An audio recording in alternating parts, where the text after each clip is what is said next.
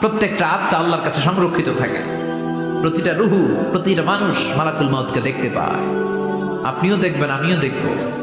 মুমিনদের কাছে এসে মালাকুল মাউত একজন যুবকের বেশে সাদা ধবধবে জুব্বা পরে সুগন্ধি মেখে মুমূর্ষু ব্যক্তির শিওরে বসে বসে বলে, ইয়া আইয়াতুহান নাফসুল মুতমাইন্না, হে প্রশান্ত আত্মা, উখরুজি ইলা মাগফিরাতুল্লাহি ওয়া রিদওয়ানি, আল্লাহর ক্ষমা আর দয়ার দিকে বের হয়ে আসো। বলা মাত্রই মুমিনের আত্মাটা স্মুথলি বের হয়ে আসে। কাফান মিন আকফানিল জান্নাহ, হানুত মিন হানুতিল জান্নাহ, জান্নাত থেকে আনা সুগন্ধি কাফনের মধ্যে পেঁচিয়ে তিনি রূহটাকে নিয়ে ইল্লিনে চলে যায়। সরাসরি দেখে মালাকুল মাউতকে।